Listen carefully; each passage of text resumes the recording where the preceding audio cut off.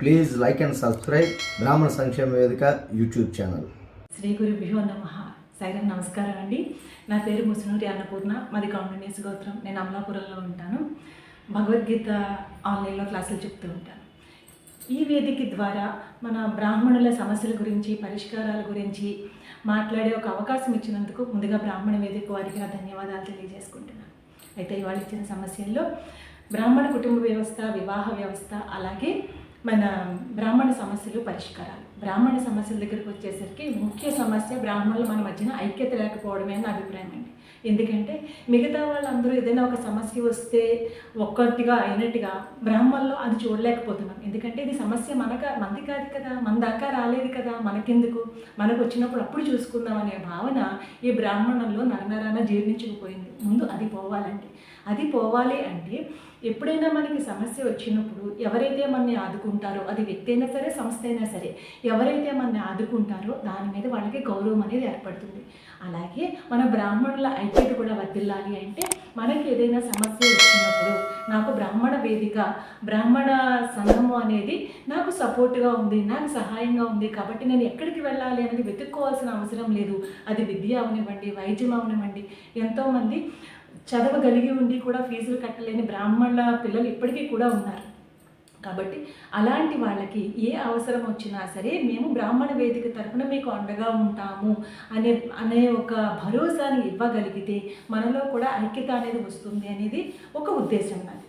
ఇంకొక విషయం, దీనికి సంబంధించి ఏం చేయొచ్చు అంటే ప్రతిదీ కూడానండి రూల్స్ అనేవి పెడితే కానీ ఈ రోజుల్లో ఏది కూడా సాధ్యం కావట్లేదు. కాబట్టి ఈ వేదికకి సంబంధించి ఒక కార్యక్రమం నిర్వహించాలి అన్న ప్రతి కుటుంబం నుంచి కూడా ఇంత మొత్తము, అంటే నెలకి ఇంత మొత్తము లేదా సంవత్సరానికి ఇంత మొత్తము అని చెప్పి మనం బ్రాహ్మణ వేదికకి, బ్రాహ్మణ సమాఖ్యకి మనం కట్టవలసి ఉంటుంది అనేది ఒక రూల్గా పెట్టి దాని నుంచి వచ్చేదాన్ని ఎవరికైతే అవసరం అవుతుందో వాళ్ళకి ఇస్తూ ఉంటే కనుక రెండు విధాలుగా బాగుంటుంది అని ఒక అభిప్రాయం.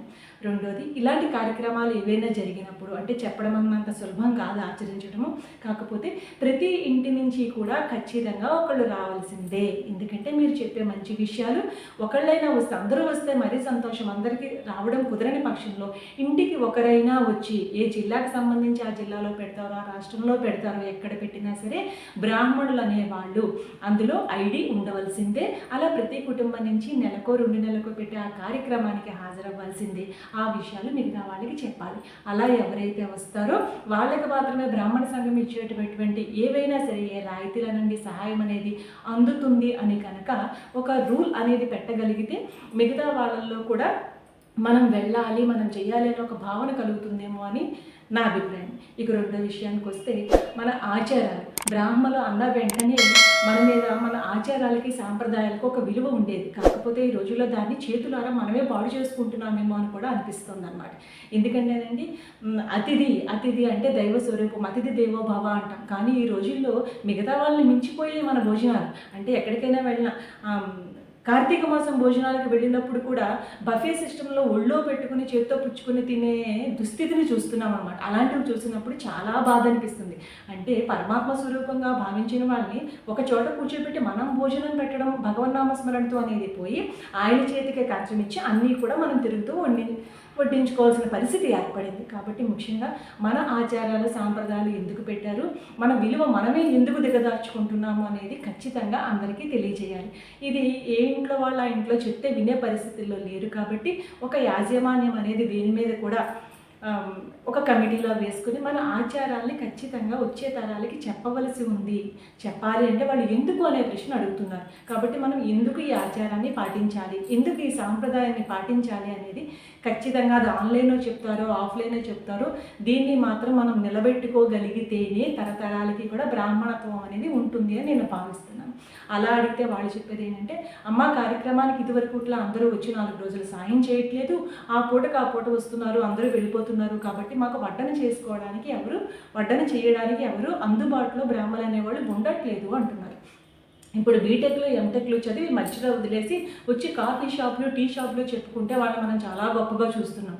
అలాంటిది బ్రాహ్మణ పిల్లల్లో ఉద్యోగాలు ఉండనివ్వండి, ఉండనివ్వకపోవండి, ఏదైనా ఇలాంటి కార్యక్రమాలు జరిగినప్పుడు బ్రాహ్మణ సంఘం తరఫున అమ్మ ఈ 10 మందిని పంపిస్తాము, 20 మందిని పంపిస్తాం వడ్డనికి, ఫ్రీగా ఏమీ కాదు, వాళ్ళకి కూడా ఆర్థికంగా భరోసా ఉండాలి కాబట్టి బ్రాహ్మణుల వడ్డన, బ్రాహ్మణుల వంట వాళ్ళని పంపించే ఏర్పాటు ఉంది అని చెప్పగలిగిన రోజున మన పద్ధతులను మళ్ళీ కొంచెమైనా మనం అమల్లోకి తెచ్చుకోగలమేమో అనే ఒక ఆశ. ఇలా చేయాలి అంటే కనుక మిగతా వాళ్ళకన్నా అంటే మిగతా చోట ఉండే ఖర్చు కన్నా మన సంఘం తరఫున ఇచ్చే ఖర్చు ఏదైతే ఉందో అది కొద్దిగా అందుబాటులో ఉండాలి అందరికీ. ఇలా ఎప్పుడైతే చేయగలమో అప్పుడు ఎప్పుడైతే మన ఆచారాలు అవన్నీ మళ్ళీ మనం నిలబెట్టుకోగలుగుతామో మనలో కూడా ఒక ఐకమత్యం అనేది వస్తుంది. అలాగే 2 నెలలకో నిర్వహించే ఈ సమావేశానికి రావాల్సిందే, వస్తేనే కమిటీ ఇచ్చే ఈ వేదిక వాళ్ళు ఇచ్చేటటువంటి సహాయం అందుతుందని ఎప్పుడైతే చెప్తామో ఖచ్చితంగా దానికోసమైనా అందరూ వస్తారండి. అలా రాగా మనలో ఒక ఐకమత్యం అనేది పెరుగుతుందేమో అని నేను భావిస్తున్నాను. మీరు ఇచ్చిన సమయంలోపు మాత్రం నేను చెప్పలేకపోయినందుకు నన్ను మన్నించండి. నేను చెప్పిన 4 విషయాలు దృష్టిలో పెట్టుకుంటారని ఆశిస్తూ ఇంతటి అవకాశం ఇచ్చినందుకు మీకు ధన్యవాదాలు తెలియజేసుకుంటున్నాను. సర్వం శ్రీకృష్ణార్పణమస్తు. ప్లీజ్ లైక్ అండ్ సబ్స్క్రైబ్ బ్రాహ్మణ సంక్షేమ వేదిక యూట్యూబ్ ఛానల్.